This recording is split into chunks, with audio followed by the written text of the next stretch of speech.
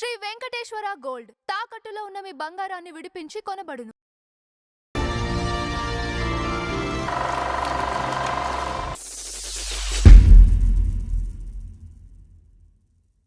నమస్కారం నంద హరిచంద్రరావు గారు. నమస్కారం అంజు స్వామి గారు.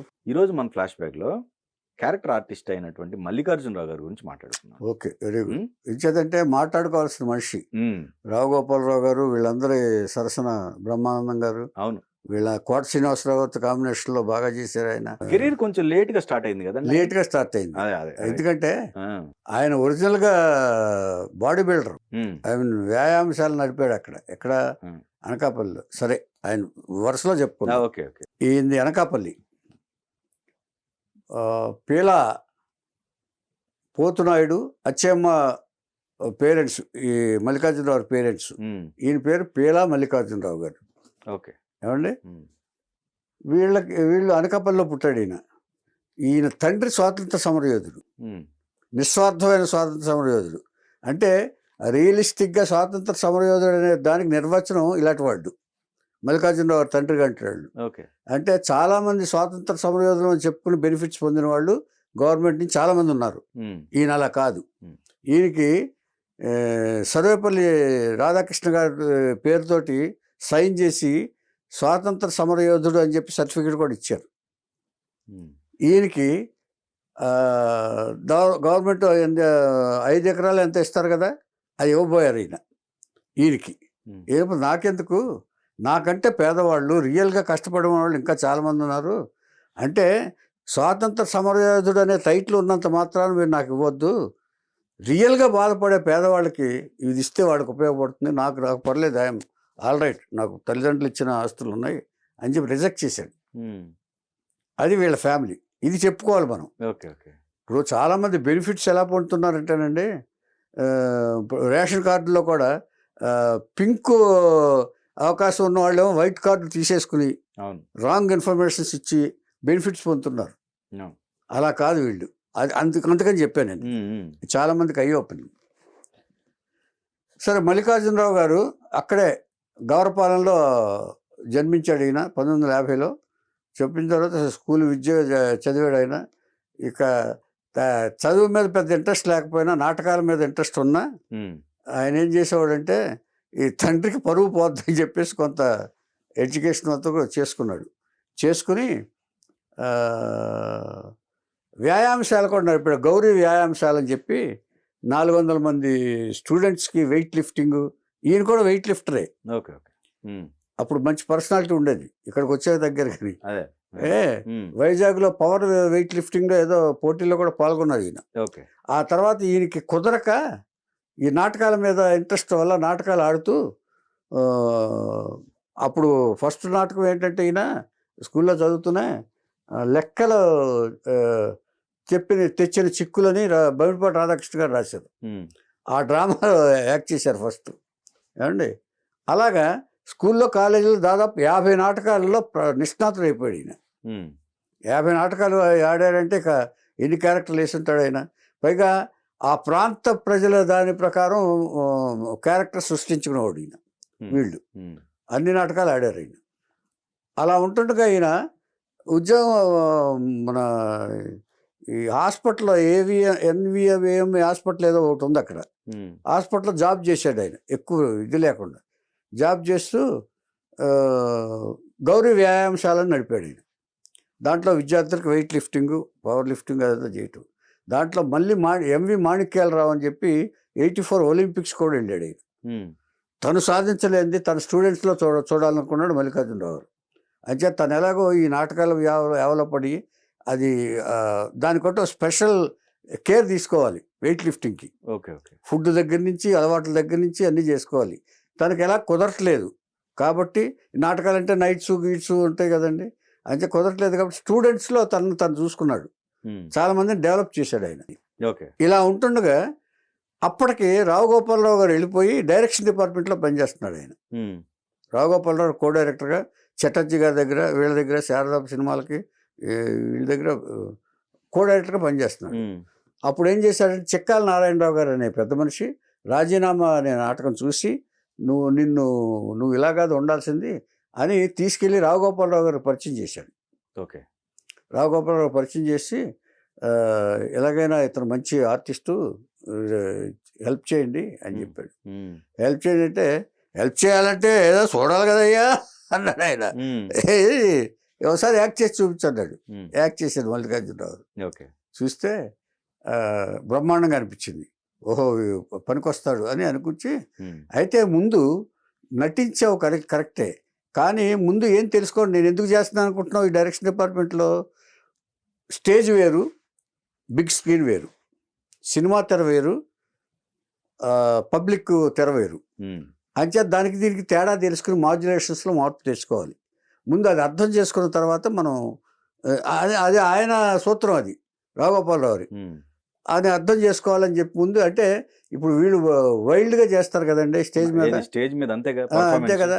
అంచేత ముందు అర్థం చేసుకోవడానికి అసిస్టెంట్ డైరెక్టర్గా పనిచేయన్నారు ఆయన. పైగా ఇంకోటి మంచి ఆర్టిస్ట్ని కదిలిచ్చారు ఆయన, వెళ్ళిపోయి సలహా కూడా మంచి ఆర్టిస్ట్ కదిలిచ్చారు. చేసేటప్పటికి పైగా పక్కపక్క ఊళ్ళే, అనకాపల్లి అయిందైతే ఈయన కాకినాడ దగ్గర ఊరు నాటకాల్లో కలుస్తారండి వీళ్ళందరూ కూడా కామన్ నాటకాల్లో కలుస్తారు అంటారండి. నాటక పోటీల్లో అన్ని ఊళ్ళల్లో వేస్తూ ఉంటారు. అప్పుడు నాటకాలు వేసేవాళ్ళు, అక్కడ వీళ్ళందరూ పరిచయాలు. రావుగోపాలరావు, కొండరావు గారి దగ్గర నుంచి అందరూ ఈ నాటకాల నుంచి వచ్చిన వాళ్ళందరూ కూడా ఒకరికొకరు తెలిసిన వాళ్ళే. అంటే పరిషత్తులో కలుస్తూ ఉంటారు వీళ్ళందరూ, పరిచయాలు ఎక్కువ. అలాగా నారాయణరావు గారు ఆయన పెద్ద మనిషి అయితే కలిపాడు ఆయన. సరే ముందు సరే మీరే చేయండి సార్ అదేదో ఆయన, మీరే చేయండి అయ్యా అన్నాడు ఆయన. అంటే ముందు రాఘవేంద్రరావుని అడిగాడు ఆయన. రాఘవేంద్రరావు దగ్గర నాకు 6 నెలలు టైం కావాలి చేర్చుకోవాలంటే, ఎందుకంటే వాళ్ళ ప్రకాశ్రావు గారు సినిమాలు మానేసిన తర్వాత వాళ్ళ స్టాఫ్ కూడా ఈ దగ్గరకు పనిచేస్తున్నారు, అందుకని నేను ప్రొవైడ్ చేయలేను స్పేస్ ఇప్పుడు అన్నాడు.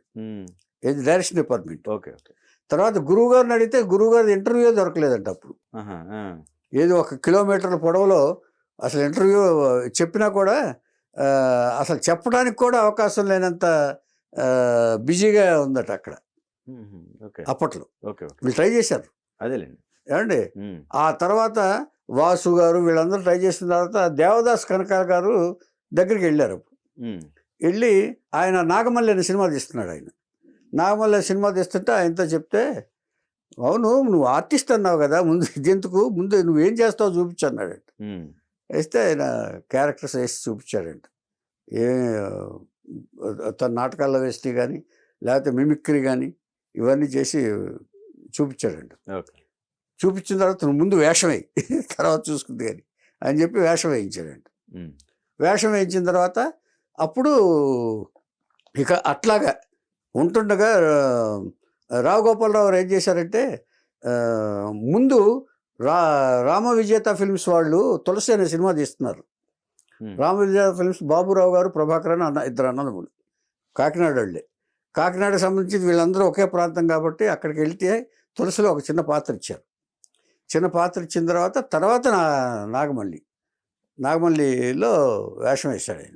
వేషం వేసిన తర్వాత ఇలా ఉంటుండగా వంశీ గారు అక్కడే ఉన్నాడు. ఆయన వంశీ గారికి తెలుసు, ఈయన నాటకాల ద్వారా తెలుసు. ఈయన సత్యానంద్ అని మనకి వైజాగ్లో నట శిక్షణ ఇస్తూ ఉంటారు చూసారా, సత్యానంద్ గారు. ఆయన ఒకసారి మల్లికార్జునరావు కలిశాడు. కలిసి ఏంటి నువ్వు ఖాళీగా ఉన్నాడు, వంశీ గారిని కలవలేదా అన్నాడు. వంశీ దగ్గర ఆయన అప్పుడు పని చేస్తున్నాడంట సత్యానంద్ గారు. ఏది మంచు పల్లకి అనే సినిమా, ఫస్ట్ సినిమాకి పని చేస్తుంటే కలవటమే ఉంది, తెలుసు కదా ఆయనకి, ఆయనే చేస్తాడని నేను చేసుకున్నాను అంటే, నేనైనా ఇది సినిమా ఇండస్ట్రీ అనేకమైన పనులతో ఉంటారు, మనం ఒక్కడం గుర్తు పెట్టుకోవడానికి చాలా కదా, కాకపోతే 2-3 సార్లు కలవాలి బిజీగా ఉన్న వాళ్ళని, పైగా ఇండస్ట్రీలో ఉన్నారు కదా వాళ్ళు, అనుకుని కావాలని చెప్పేసి ఉండు, నేను వెళ్ళి వంశీ గారికి చెప్తాను, రేపు పిలిపిస్తాను నిన్ను ఒకసారి అని చెప్పారు. అప్పుడు మంచు పల్లకి డబ్బింగ్ జరుగుతుంది థియేటర్లో.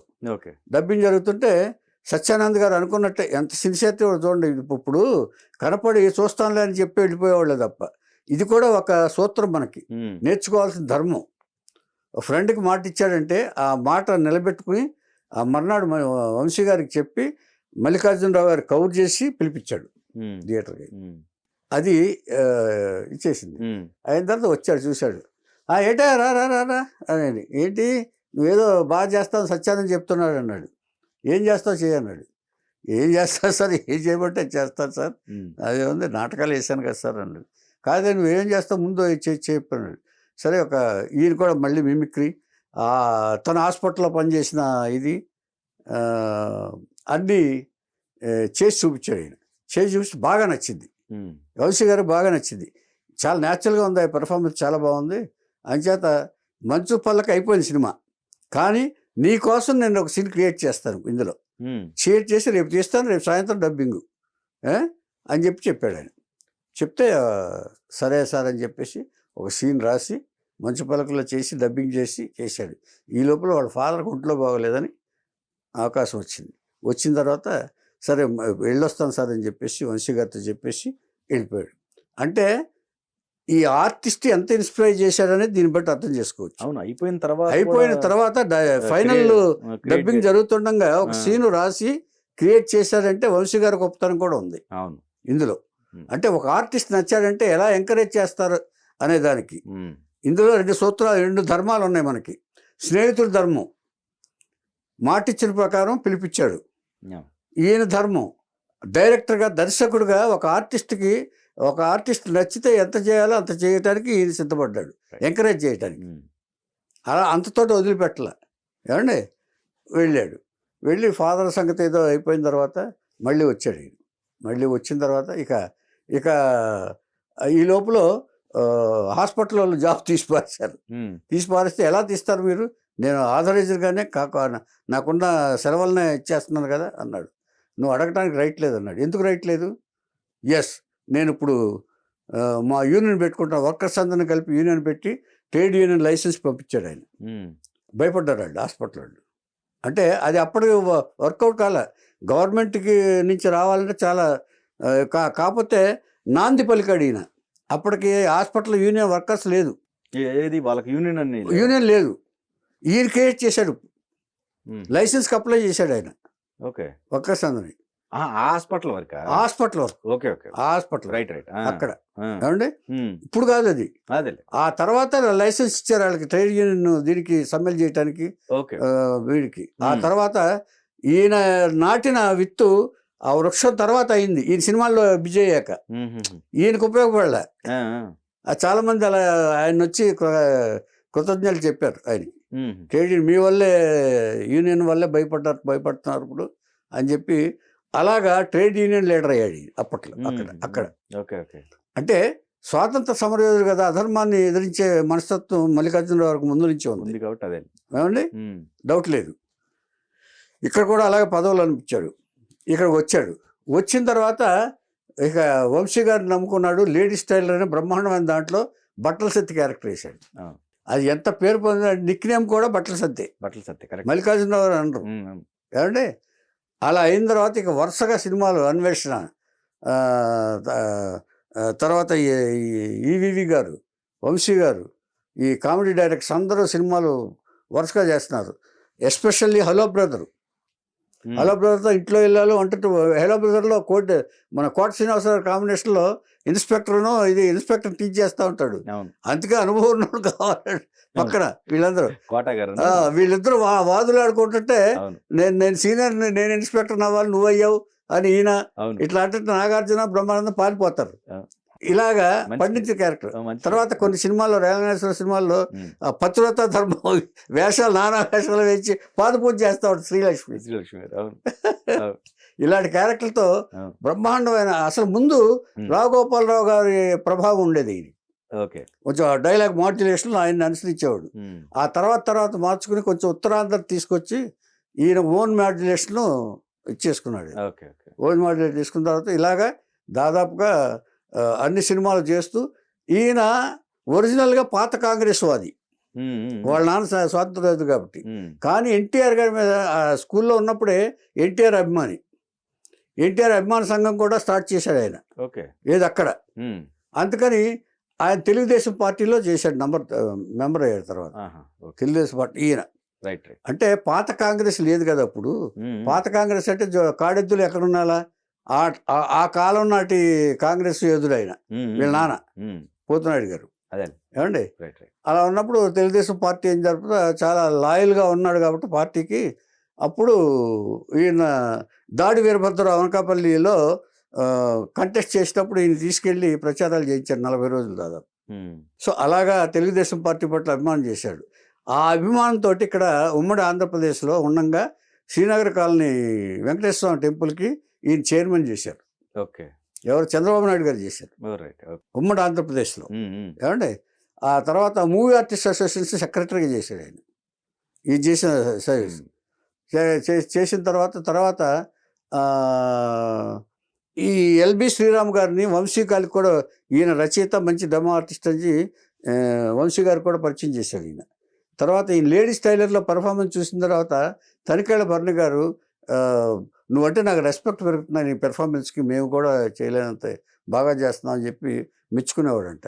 ఉమ్, ఎవరు? మల్లికార్జునరావు గారు. Okay okay. ఇలా ఉండగా ఇన్ని పదవులు వేస్తూ ఆర్టిస్టులకి, మూవీ ఆర్టిస్ట్ దాంట్లో ఆర్టిస్టుల కోసం న్యాయం చేస్తూ ఎంచేతంటే ట్రేడ్ యూనియన్ ఎస్టాబ్లిష్ చేసేది అక్కడ. అవును. ఆ ధర్మాలన్నీ ఈయనకు తెలుసు కాబట్టి ఇక్కడ ఏ పదవి చేపట్టినా దానికి న్యాయం చేయాలని ట్రై చేసేవాడు. ఓకే. ఈయనకు ఒక కొడుకు, కూతురు. ఉమ్, ఇలా ఉంటుండగా వీళ్ళు ఇలా ఉంటే కొంచెం ఈ సినిమాలు ఎక్కువ, దాదాపుగా 350 సినిమాలు ఎన్నో చేశాడు ఆయన. ఉమ్, ఎక్కువ అవును, బాగా చేశారు. చేశాడు ఆయన. అవును. అన్నిట్లోనూ చేశాడు ఆయన. అవును. చేసిన తర్వాత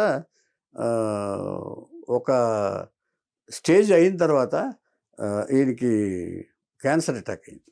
ఉమ్, క్యాన్సర్ అయ్యి అట్లా ఇదయ్యి 2008లో ఆయన క్యాన్సర్ తోటి మరణించి ఒక సక్సెస్ఫుల్ కెరియర్ని తను అనుకున్న విధానం. కాకపోతే మీరు అన్నట్టు చాలా కష్టాలు పడ్డాడు ఇక్కడ ఇండస్ట్రీకి వచ్చింది. ఉమ్, ఇండస్ట్రీకి వచ్చి తిరిగి అంటే వంశీని కలవటం లేట్ అయింది. ఓకే. వంశీని కలిసేంత వరకు ఆయనకి బ్రేక్ రాల. ఉమ్, ఉమ్, ఉమ్, ఒక సినిమాకి అసిస్టెంట్ డైరెక్టర్గా కూడా చేశాడట ఆయన. ఎవరు? పార్వతీ పరమేశ్వర్ అనే సినిమాకి. ఉమ్, ఉమ్, అది నా ఉద్దేశం కోటారెడ్డి అనుకుంటా director. Okay okay. Parvathi Parameshwar అంటే నాకు ఐడియా అది. సో ఇక్కడ టెంపుల్ ఉంది కదా, టెంపుల్ టెంపుల్ సంబంధించింది కూడా ఏనే కదా వెనకుండి చూసి చైర్మన్ అండి. చైర్మన్ గా చేశారు.